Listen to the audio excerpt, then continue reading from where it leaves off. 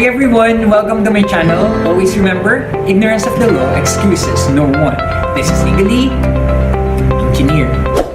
Hello there everyone. We are here again today to discuss to you our last module, Module 8, as regards defective contracts. And by the way, again, I'm Attorney Benric A. Maradi. And I'm Attorney April M. Uy. And we hope that you're gonna learn from our discussion as regards defective contracts.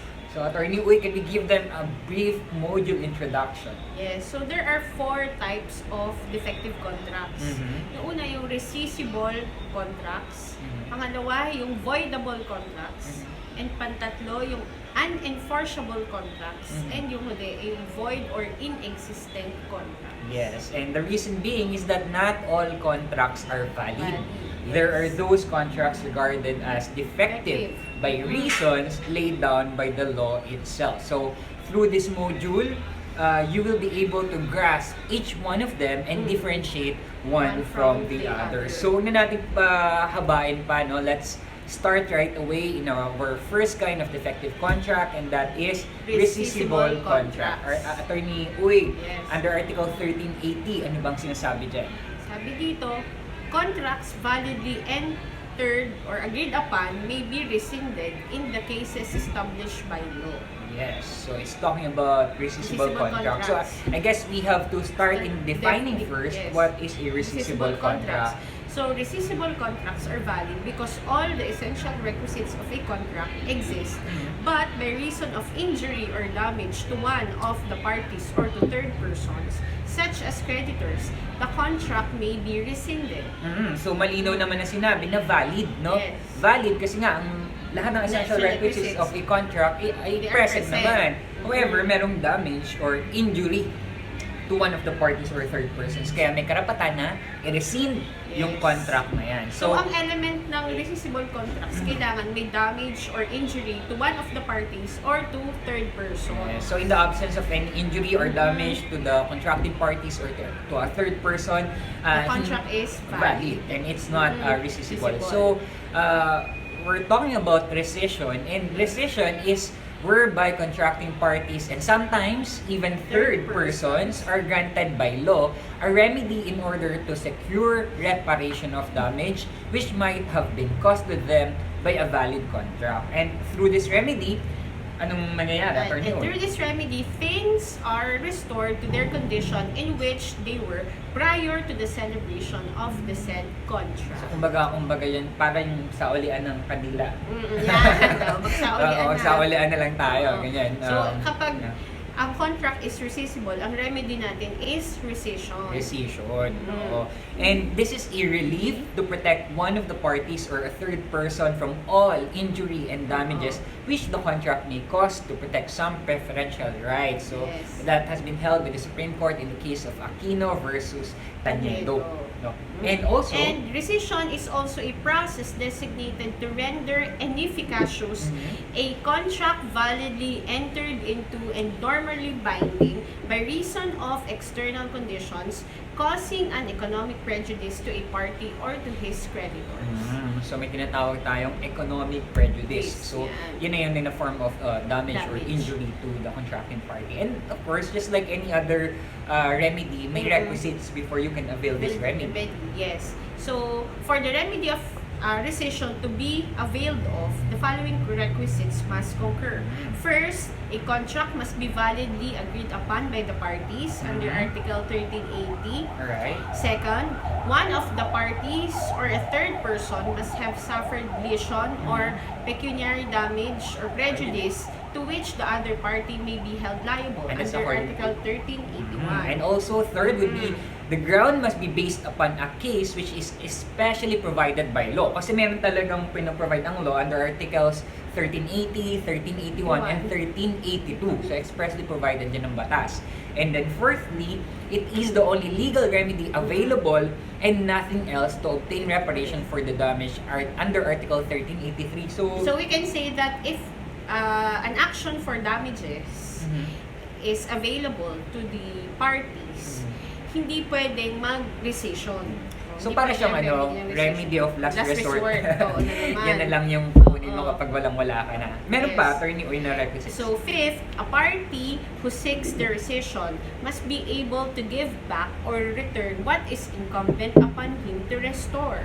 That's under Article 1385, Yes. paragraph 1. So, kung hindi mo na kayang ibalik yung natanggap mo mula dun sa contract, then you have no right to ask for rescission. Kasi nga, it's based on mutual restitution di ba? Kung ano yung natanggap Returning mo. what you receive. Yes. And then, sixth, Sixth, no third person who did not act in bad faith must be available to be legally in possession of the object of the contract. Or, in other words, the object of the contract must not be in the possession of a third person who did not act in bad faith. Kasi nga, hindi mo na pwedeng, kung may vested rights na yung third person, hindi naman, and in he good faith acted naman in siya. good faith, hindi na pwede ang remedy of rescission. Kasi hindi na magkakasaulahan in that case. Yes. And then, seventh, the action for rescission must have been filed prior to the prescription of action under Article 1389. So, papasok dyan yung prescription, which is an na-discuss na extinguishment. natin. Oo. Discuss natin is It extinguishment. might cause the extinguishment. So, hanggat hindi pa na-extinguish yung obligation na yan dun sa contract, then pwede pa. Pwede, oo. Pero kapag na-extinguish na through prescription, wala It's na. not an available remedy. Yes. Okay. So, take note of the requisites of rescission. Medyo madami yan, no? Pero, yun, gusto lang nating linawin yung unang-unang mahalagang requisite dyan is that there must be a valid contract agreed upon. So, kung halimbawa, sabihin natin na may hindi lahat ng essential requisites of a contract ay present, then we cannot ask for rescission because there is no valid contract to speak of. Yes. Halimbawa naman, impossible or illegal yung object of the contract. So that is a void contract. Void na yan, which we will discuss later on. So it's not a rescissible contract, but it's another defective So a contract. rescissible contract or rescission presupposes a valid contract. Yes. So if there's no valid contract to begin with, then there's no rescission. Yes. So may tinatawag tayo na mutual dissent. Attorney, i-explain natin tong mutual dissent through an example. Halimbawa, Attorney Oy, suppose si Lenny and si Rudy, they are parties to a contract and they have actually agreed mutually to cancel the contract they executed. Can this be considered as rescission defined by law? Ibig sabihin, parties to the contract si Lenny and Rudy, then mutually, they wanted to rescind or i-cancel yung contract. Ang tanong, ito ba daw yung rescission na dinedefine ng batas, Attorney? So, ang sagot, according to the case of Aquino versus Taniedo, is that no. Somehow, in a loose sense, rescission may be used to pertain to what transpired between Lenny and Rudy. But strictly speaking, this is not rescission as defined by law under Article 1380 of the New Civil Code, as this is but a mutual backing out. In this case of mutual withdrawal, the parties will constitute its basis, while in rescission, it is the provision of law that constitutes the basis. So, makikita natin dito yung difference of rescission and a mutual backing out. Pagdating sa mutual backing out, ang nangyayari doon, ang basis of the withdrawal is actually the will of the parties. While as regards rescission, ang basis mo is the law itself. Yes, the law itself. Kasi merong injury or damage to one of the parties. Whereas, dun sa mutual dissent din, both of you, not necessarily merong injury or damage. Pero, trip nyo lang. Trip nyo lang na ayaw nyo na, you want to back out with the contract. So, mutual dissent yun. Pero, if one of the parties suffer damage or injury, and the law, that is called rescission. Yan. Tandaan nyo, okay? So, Attorney Oy, ano ba yung nature ng rescission na ito? Is this what we call a principal remedy or subsidiary or ancillary? Attorney. So, rescission is not a principal remedy. It is only subsidiary, meaning that it can be availed of only if the injured party proves that he has no other legal means aside from rescinding the contract to obtain redress from the damage caused, even if the contract is covered by Article 1381 of the New Civil Code. Sinabi natin na hindi siya principal remedy, it's merely a subsidiary remedy kasi kailangan i-prove muna ni supposed injured party na wala na siyang So, ibang ibang legal legal means, no? remedies. Legal remedy, kundi ang mag-ask for the rescission. Rescission. So, a curious question is whether Uh-huh. or not the remedy of rescission is subsidiary in nature. Nature. To which the answer is yes. In the Yes. affirmative, the remedy of Yes. rescission is subsidiary in nature, as it cannot be put forward save in cases where the party suffering damage has no other legal remedy available to obtain reparation for the same. That has been held in the Supreme Court in the case of Angkor Savings versus Furigay. Furigay, okay? So, yun lang, tatandaan nyo yun. Hindi laging bira ng bira, rescind agad ng contract. It must be, There must no other legal remedy under the law. Under the law. So, Yes. it's just subsidiary in nature. Now, what is the extent naman ng rescission? Yes. Up to what extent naman yan, Attorney Oy? So, in rescinding a contract, its entirety need not be set aside by rescission if the damage can be addressed by partial rescission. Note that it shall only be done to the extent of the creditor's unsatisfied credit. This is so because it is the law's policy to preserve or respect the contract and not to extinguish it. Yes. So, So, this may is partial partial. rescission. May partial rescission. Kung ano naman, kung okay naman yung ibang aspeto ng kontrata, no? So, no wala need- namang conflict, no need to totally rescind the whole contract itself. Kasi ang wisdom nga ng batas is i-uphold yung enforceability of the contract itself. So, dun lang tayo sa tipong, dun sa aspeto ng kontrata na merong dispute. Yes. Doon na lang yung i-rescind natin doon. So, another curious question na meron tayo dito, Attorney. For example, halimbawa, si Maria, she bought a parcel of land from Juan. So, Maria is the buyer. Yes. And Maria subsequently brought action to rescind the contract on the ground of non-delivery of the property. Okay. Does Juan have to give also the fruits received in the meantime? So, the answer is no. The fruits received did not be given to Maria because the right takes place only when delivery of the things sold has been made. So, kasi nga, sabi dun sa facts, no delivery yet has been made to Maria. Therefore, Maria is not entitled to fruits because according to the law, the right to the fruits of the thing takes place only when the delivery of the thing sold has been made.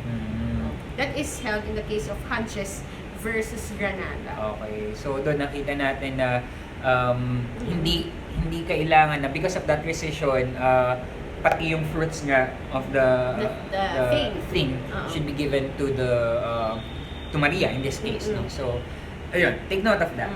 Okay. Now, there are instances, Attorney Oy, na ang remedy of rescission is not allowed. Nangyayari pala yun, no? Kailan hindi daw allowed?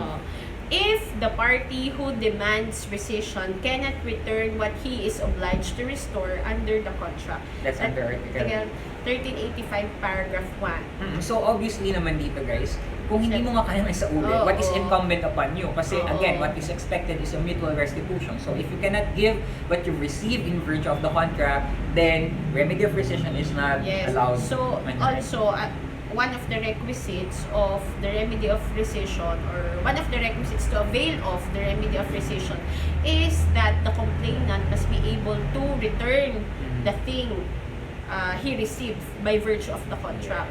So kung hindi mo kaya, hindi pwede ang remedy of rescission. Yes. And another clear instance when remedy of rescission is not allowed is under Article 1385, paragraph 2, where it says that if the property is legally in the possession of a third person who acted in good faith. Yan, paulit-ulit. So, if the thing, which is the object of the contract, is in the possession of a third person who acted in good faith, therefore, the remedy of rescission is not available. So, bigyan natin na example yan, yung instance na yan wherein remedy of rescission is not allowed. For example, Attorney Oy, I am the seller, you're the buyer, then I sold to you, for example, this cell phone worth 10,000 pesos. Okay, so I've given the cell phone to you, and of course, what's incumbent upon you is to pay me the money worth 10,000 pesos. Now, the cell phone is already on your end, and then subsequently, you sold this to a third person. Okay. So, naibenta ni Attorney Oy sa third person, another party, yung cellphone. Ako, hindi pa ako nababayaran ng attorney Uy. So, naniningil ako sa kanya, ayaw niya magbayad, hindi niya ako binabayaran. So, the question is, can I avail the remedy of rescission para rescind ko na lang yung contract, ibalik mo sa akin yung cellphone kahit di mo na ako bayaran ng 10,000 pesos. Attorney Uy, in that case, so the question is whether the third person is in good faith. Let's assume that the third person is in good faith. So if he is in good faith, according to Article 1385, Paragraph 2, hindi na maibabalik. The remedy of rescission is not available. And the remedy of the seller, ngayon si Attorney Maralit, is for the payment of 10,000 pesos plus damages.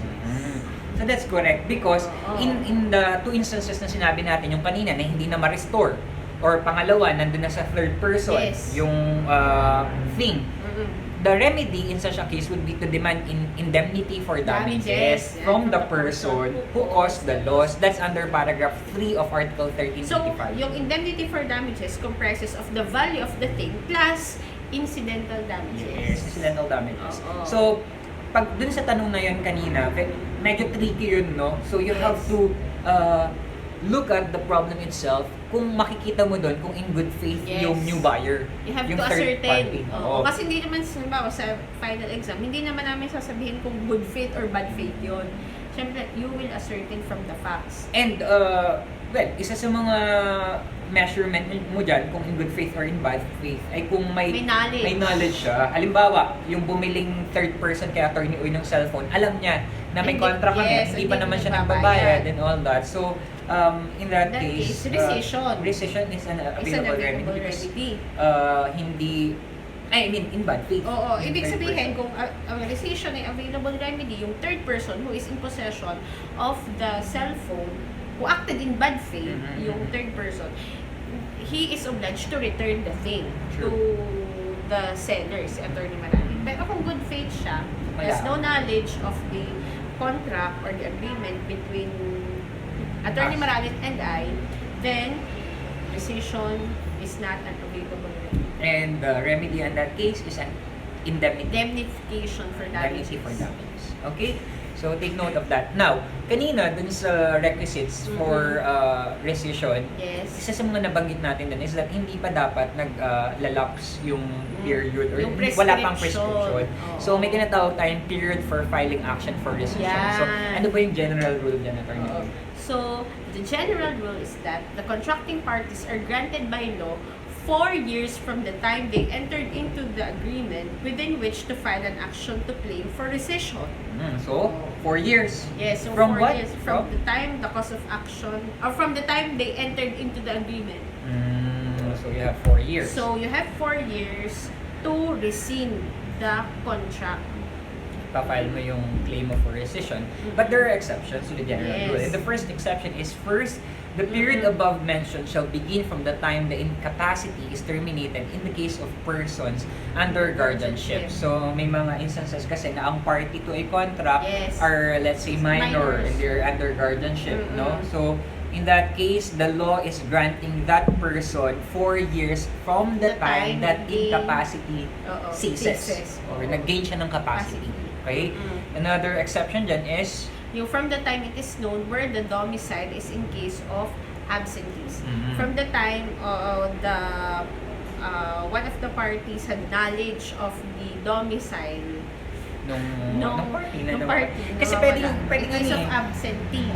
Hindi mo mahagilap, hindi mo alam kung nasaan yung party. So, talagang impossible naman na ma-file mo yan against that person. So, again, sinasabi ng batas, from the time na malaman mo yung domicile, yung tinitirahan nung tao na absent, or yung whereabouts niya, then you have 4 years from that knowledge to file a claim. So, our general rule natin, 4 years from the time they entered into the contract. Or, ang exceptions dyan is 4 years from the time the incapacity is terminated, or 4 years from the time it is known where the domicile is of one of the parties in case of an absentee. And that's the rule. Those rules are clearly established under Article 1389 of the new civil.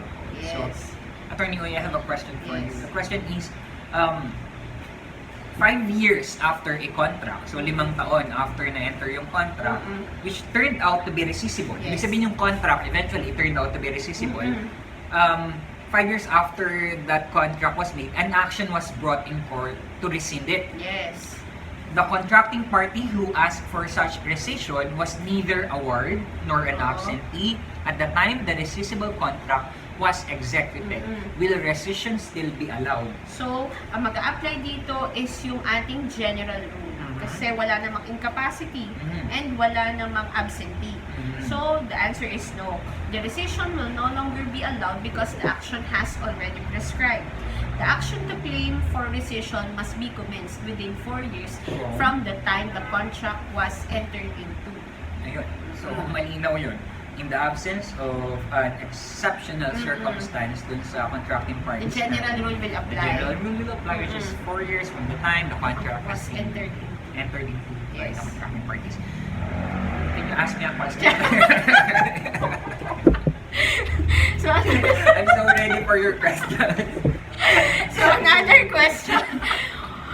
For example, when Martha was 13 years of age, she was under the custody of her guardian who sold in her behalf but without judicial authority the harvest in the rice farm that she owns, and by doing so, the ward suffered a lesion more than which is clearly but suffered a lesion which is clearly more than 1/4 of the property. So, how many years will be given to Martha to rescind the contract? Nasabi ko sa inyo, may Laging mathematics 4 years, di ba? Laging tayong 4 years. Pero ang magiging problema natin dyan, yung reckoning period ng 4 years. Where do we reckon the 4-year period? Yes, magsisimula meron natin talagang bilangin. mathematica dito sa pag-aaral ng law, no? Pero, hihimayin nyo yan. Himayin nyo yung facts of the case. Yes. Una sinasabi dito, si Martha was 13 years of age when she was under the custody back then of a guardian. So, Yes. ibig sabihin, wala siyang capacity to enter into a contract Due to because minority. of minority. Yes. Then another circumstance dito is nagkaroon ng damage or injury. And take note, ng sinasabing lesyon is more than 1/4 of the property. Oh, for example, the property 100,000. is 100,000 and the guardian sold it for only 65,000. 65,000. So, That is more than nalugi siya ng 35,000. So, 35,000. that's more than 1/4 of the total value of the property Yes. itself first. So, take note guys na in cases like that, sinasabi ng batas na kapag more than 1/4 nung ang lesyon, ang value ng lesyon, then the contract is rescissible. Yan yung sinasabi ng batas. So, tingnan natin dito yung reckoning period na sinasabi ni Attorney Oy because her question is that how many years will be given to Martha to rescind the contract? Okay. So, Yes. since Martha is 13 pa lamang, Yes. at the time the contract was entered into, ibig sabihin ba nun, mag-a-apply dun yung general rule? Ang sagot is no. No, because in that case, Martha will be given 4 years after reaching the age of majority. That is 18 Within years which of to- age. After the time of guardianship ceases. And hence, before reaching 22 years of age, Martha, who is the former ward, should commence the action for rescission of the rescission. contract. Naintindihan Yes. niyo? So, from 18 Kasi to 22. 18 pa lang, doon pa lang magsisimula yung reckoning Magbilang. period ng 4 years. Kasi doon pa lang siya nag-gain ng capacity. Doon yung to sue. 18 years of age. Kaya, sir, 13 plus 5 is, or 13 plus 5 is 18. 18. So, 18. So, yun, doon pa Plus- lang magsisimula. Plus 4. Kasi nga, doon, simula na mag-18 siya, hanggang maka 4 years, doon dapat siya file ng action for rescission na 22 years old. Yes, take note of So that. hanggang 22 years old, from 18 to 22, dun yung period within which Martha can file an action for rescission of the contract. So after mga 23 years old na siya, Wala. hindi na pwede. Nag-prescribe na yung action for rescission. And that could be a tricky question actually. What if the question is worded like this? At the age of 18, can Martha still file an action for rescission even though 5 years had already lapsed from the time she was 13 years of age? Oo. So, ang pwedeng unang isipin mo, teka, lampas na siya sa Oo, general rule. kasi 5 years na 5 years na. 4 years ang sinasabi dun sa rule. Rule, oo. Pero kung hindi mo alam na Kasi minor siya, Oo. and from the time lang na yung incapacity niya ay ma-terminate, dun lang bibilang yung 4 years, eh di magkakamali ka talaga. Oo, kasi pagkita mo agad 5 years, teka lang, lampas na. Ingatan niyo yan. Lalabas yan sa exam question number 5. 5. Take note of that. Okay? So, okay. Another curious question dito, Attorney Uy. Sino bang pwedeng mag-bring ng action for rescission? Sino magiging complainant? Complainant. Ng action for rescission. So, ito yung mga complainant of an action for rescission. So, una, yung he who has been the injured party or the defrauded creditor. Okay. Yung padalwa, the heir or successor in interest of the injured party. Pantatlo, the creditors of A and B by virtue of Article 1177 of the Civil Code or yung action subrogatoria. Okay, so Right of subrogation. very important tong enumeration na to kasi Mm-mm. para makita natin kung may legal standing ba Yan. yung person is Oo. bringing the action in court. Because if you don't have the local Legal, standing or the yes. legal standing, then hindi ka Hindi pa-prosper. pwede, Hindi oo. pwede yun. Take note of that as regards rescissible contracts. So, this is actually a compact discussion of what a rescissible contract means. But what we've already discussed to you, they're sufficient for you to have an overview of what a rescissible contract Yes. is. Okay? Mas So, alam nyo, yung discussion dito, mas comprehensive pa kesa sa nasa law school. Kasi kung nasa law school kayo, kanya-kanyang discovery. yes. Oo. You read it on your own. Yes. Pero yun, if you have questions as regards rescissible contract, please comment down below. And we will try to go through all your questions and we'll do our best to answer the questions posted. Okay?